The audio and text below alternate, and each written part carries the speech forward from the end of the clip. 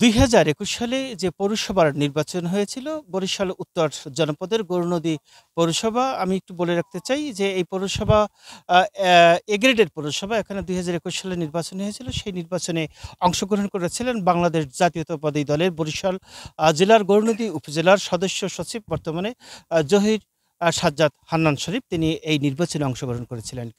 কিন্তু তৎকালীন যে সরকার এর পক্ষ থেকে যারা নির্বাচন করেছিল, বর্তমানে অনেকেই ফ্যাসিস্ট সরকার আখ্যা দিয়েছেন, কিন্তু তাদের যে প্রার্থীরা ছিল সেই প্রার্থীরা জবরদখল করে তাদেরকে সেই নির্বাচনের যেভাবে কেন্দ্রেও ঢুকতে দেয়নি এবং ভোটারদেরকেও যেতে দেয়নি। যদিও তিনি এই অঞ্চলে জনপ্রিয়তার শীর্ষে ছিলেন সেই সময়কালেই, কিন্তু এই তৎকালীন সেই সরকারের পতন হওয়ার পরে মেয়র পদ ফিরে পেতে মামলা দায়ের করেছে বরিশাল কোর্টে। আজকে সেই মামলার তারিখ ছিল। আমরা জহির সাজ্জাদ হান্নান শরীফের কাছে একটি বিষয় জানতে চাই যে আপনি তো সেই ২০২১ সালের মেয়র নির্বাচনে অংশগ্রহণ করেছিলেন এবং সেই মেয়র পদ ফিরে পেতে মামলা দায়ের করেছেন। কি প্রত্যাশা রয়েছে মামলার বিষয়ে? আমি এই মামলা থেকে এটাই প্রত্যাশা করি যে ফ্যাসিস্ট সরকারের আমলে, খুনি শেখ হাসিনার আমলে বাংলাদেশে কোনো আইন ছিল না, কোনো কানুন ছিল না। তখন আইন কানুনের দরজায় বসে কাঁদছে এবং গণতন্ত্র ছিল না। যে গণতন্ত্রের জন্য বেগম খালেদা জিয়া আমাদের নেত্রী, গণতন্ত্রের মাতা, তিনি সেই গণতন্ত্র প্রতিষ্ঠা করার জন্য আমরণ চেষ্টা করেছেন এবং যার ফলশ্রুতিতে তাকে বহুবার জেল খাটতে হয়েছে এবং যার কারণে আজকে সেই গণতন্ত্র মুক্তি পেয়েছে।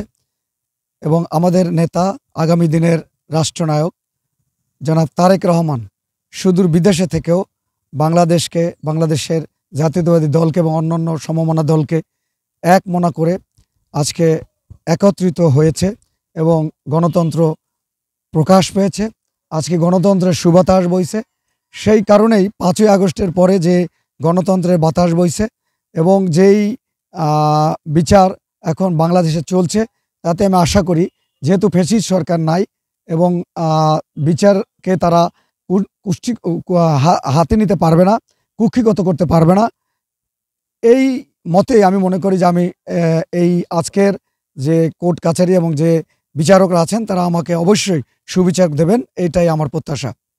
জি, যেমনটি বলেছিলেন যে সেই সময় যে রাজপথের, বিশেষ করে বিএনপি রাজনীতি চাঙ্গা করতে অনেকেই হয়তোবা নিজের বাড়ি থাক দূরের কথা, নিজ এলাকায়ও থাকতে পারেনি, কিন্তু জহির সাজ্জাদ হান্নান শরীফ তিনি কিন্তু এই এলাকা ছেড়ে কোথাও যাননি এবং নির্বাচনে তিনি অংশগ্রহণ করেছেন। মানুষের সেবায় তার জীবন ভরেই তিনি নিয়োজিত রাখার চেষ্টা করছেন। কিন্তু সেই আমলেও তিনি নির্বাচনে অংশগ্রহণ করেছেন এবং মেয়র হওয়ার যে একটা প্রত্যাশা, তার তার একটা আপামর জনতার কাছে তার একটা রয়েছে, অনেক ধরনের চাহিদা রয়েছে এবং সেই মানুষের যে মনের আশাকাঙ্ক্ষার প্রতিফলন বাস্তবায়ন করবে, সেই লক্ষ্যে মানুষের ভালোবাসা নিয়ে সেই গৌরনদী, সেই আমল থেকে আজ পর্যন্ত তিনি এই গৌরনদীতেই আছেন। কোথাও তিনি কিন্তু এত নির্যাতন সহ্য করেও, অর্থাৎ বিরোধী দল হিসাবে যে নির্যাতন হয়েছে সেই নির্যাতন সহ্য করে তিনি এলাকা ছেড়ে যাননি। কাজেই সেই নির্বাচনে যে অংশগ্রহণ করেছেন এবং সেই নির্বাচনের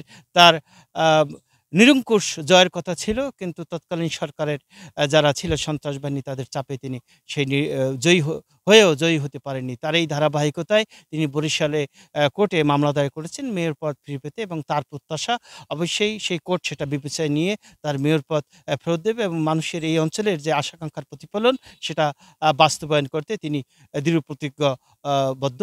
তো এই ছিল আমার কাছে বরিশাল উত্তর জনপদ গৌরনদী পৌরসভার যে ২০২১ সালে মেয়রের নির্বাচন করে মেয়র পদ, তিনি মেয়র হতে পারেনি জনগণ ভোট দেওয়ার পরেও, এবং সেক্ষেত্রে সে যে মামলা দায়ের করেছে সেই মামলার ফলাফল ফলাফল পেতে তিনি অনেকটা প্রত্যাশী। এই ছিল আমার কাছে এই সর্বশেষ